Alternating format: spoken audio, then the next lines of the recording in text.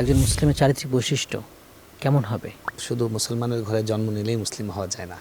একজন মুসলিমের কিছু কোয়ালিটি থাকে যেটা কোরআনে মুসলিমে বলা হয়েছে। রাসূলুল্লাহ সাল্লাল্লাহু আলাইহি ওয়াসাল্লাম যেমন বলেছেন, লা ইউমিনু আহাদুকুম, এই শব্দ অর্থাৎ তোমাদের কেউ মুমিন হতে পারবে না, তোমাদের কেউ মুসলিম হতে পারবে না, এরকম করে অনেকগুলো কথা বলেছেন। যেমন একটা বলেছেন, লা ইয়ামুনু জারুহু বাওয়াইকা, যার প্রতিবেশী তার অনিষ্টকর আচরণ থেকে নিরাপদ নয়। তারপরে আল মুসলিমু মান সালিমাল মুসলিমুনা মিন লিসানিহি ওয়া ইয়াদিহি, প্রকৃত মুমিন ওই ব্যক্তি যে ব্যক্তির হাত এবং মুখের অনিষ্ট থেকে মানুষ নিরাপদ। কোরআনেও অনেকগুলো বৈশিষ্ট্যের কথা বলা হয়েছে।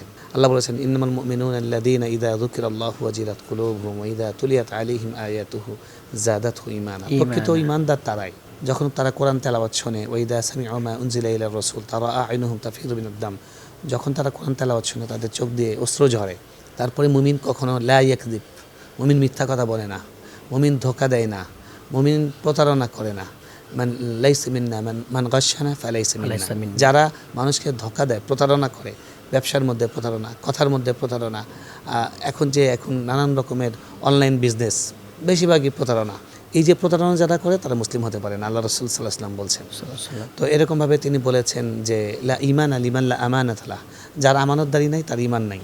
একজন মুসলমান কিন্তু তাকে যখনই আমানত দেওয়া হয় সে সেটা খেয়ানত করে। রাষ্ট্রের একটা দায়িত্ব পেয়েছেন, জনগণের একটা সেবা করার সুযোগ পেয়েছেন, আপনি জনগণের টাকা মেরে দিচ্ছেন, রাষ্ট্রের সম্পদ তছরূপ করছেন, এগুলো কোনো মুসলিমের বৈশিষ্ট্য হতে পারে না।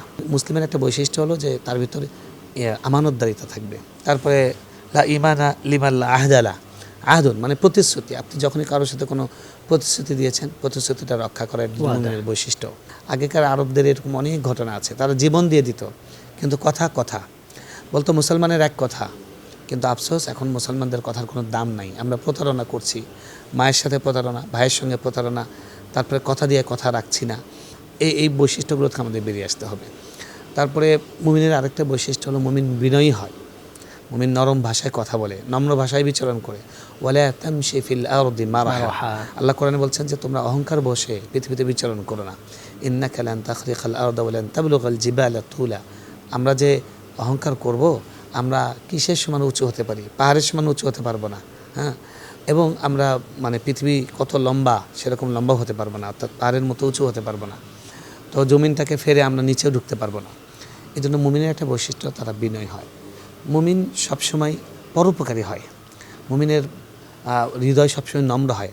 আল মুমিনু গিররুন কারীম, আল্লাহ রাসূল সাল্লাল্লাহু আলাইহি ওয়াসাল্লাম বলেছেন মুমিন হলো সম্মানজনক, সম্ভ্রান্ত, কালচার্ড। মুমিন হবে আত্ম অভিমান সম্পন্ন, অর্থাৎ তার ব্যক্তিত্ব সম্পন্ন, তার একটা আলাদা তার পার্সোনালিটি থাকবে। সে যে কোনো জায়গায় গিয়ে সে নিজেকে লাঞ্ছিত করতে পারবে না। সে এক জায়গায় গেলে তার মিথ্যা কথা বলতে হবে, সেই জায়গায় যাবে না। সে অন্যায়ের সাথে আপোষ করবে না, সে হারামটা খাবে না, সে হারাম কথা বলবে না, হারাম জিনিস দেখবে না। অনেক বিস্তর একজন মুমিনের অনেক বৈশিষ্ট্য আমরা কোরআনে দেখতে পাই। ওভারঅল কথা হলো যে একজন মুমিন হলো যার চোখ, কান, মুখ, আচরণ এটা হলো আল্লাহর হুকুম অনুযায়ী নিবেদিত হবে, রাসূল সাল্লাল্লাহু আলাইহি ওয়াসাল্লামের সুন্নাহ অনুযায়ী নিবেদিত হবে।